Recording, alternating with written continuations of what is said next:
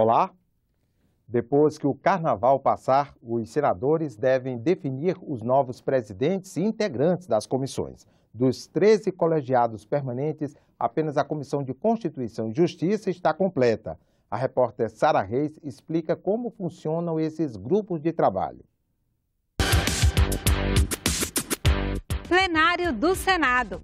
É daqui que saem grandes decisões, propostas que viram leis e que mexem com o nosso dia a dia. Só que até chegar aqui, muitos projetos ainda precisam percorrer um longo caminho.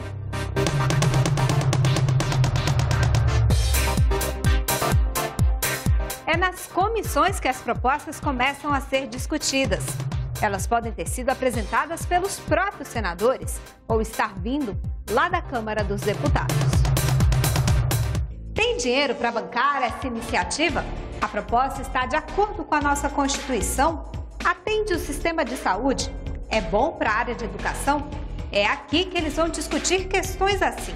Só no Senado são 13 comissões permanentes, especializadas em diferentes temas.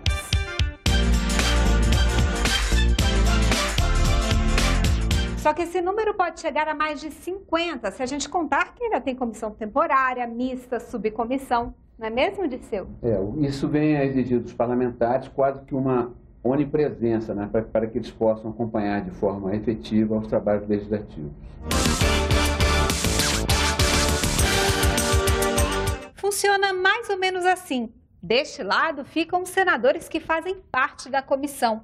Eles podem ser os autores dos projetos ou os relatores, aqueles escolhidos para avaliar as propostas. Já aqui fica o presidente, que é quem vai coordenar os trabalhos. A função básica do presidente é organizar e dirigir os trabalhos da comissão. Nesse cenário de organizar e dirigir, ele estabelece as pautas, resolve as questões de ordem. Só que a cada 2 anos, os senadores escolhem um novo presidente e a composição também muda. A composição é estabelecida de acordo com a proporcionalidade partidária. O que é a proporcionalidade partidária? É o número de componentes do Senado que pertence a cada agremiação partidária, a cada partido.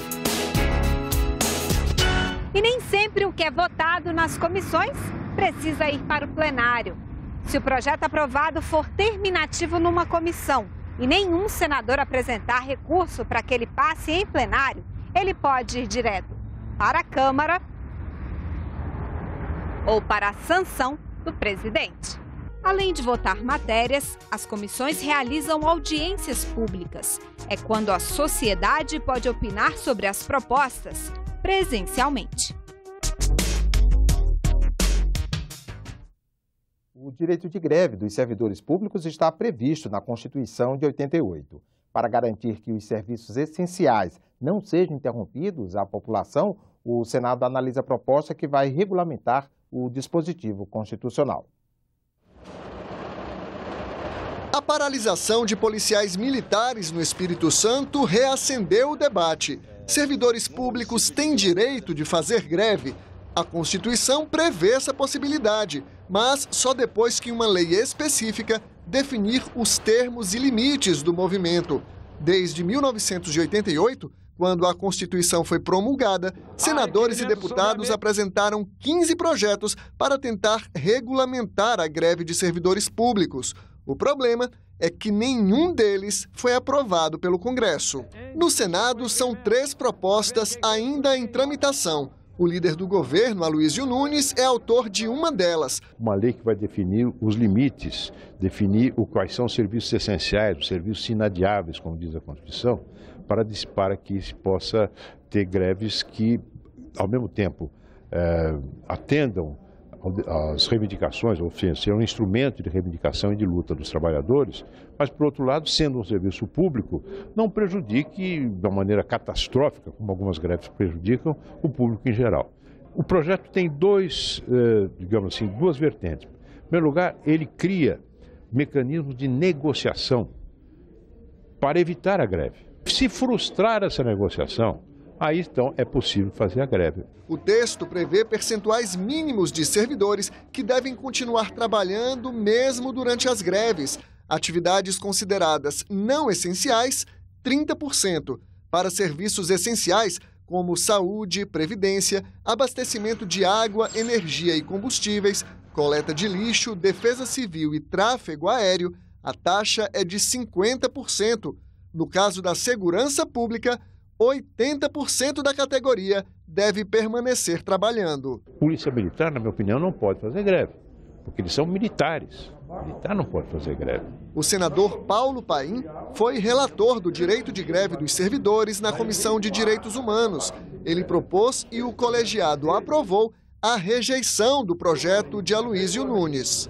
Ele proíbe o direito de greve. Ele quer que 80% da categoria trabalhe. Que greve é essa? Com 80% trabalhando não tem. Ele proibiu o direito de greve. Então essa é a grande diferença.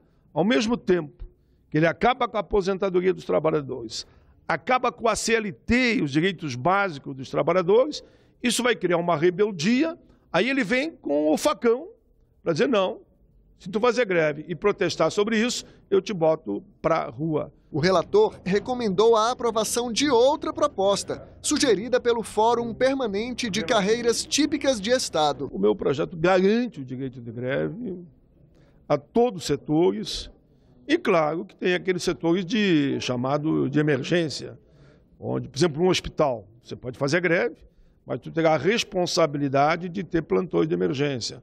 Os bombeiros, por exemplo. Os setores mais estratégicos, no meu projeto, eu garanto essa responsabilidade. O texto prevê um mínimo de 30% de servidores no trabalho durante as greves e proíbe a paralisação de militares das Forças Armadas. As duas propostas estão na Comissão de Constituição e Justiça. O Palácio do Planalto quer emendar o texto e incluir sugestões como desconto dos dias parados e até perda do cargo em caso de greve.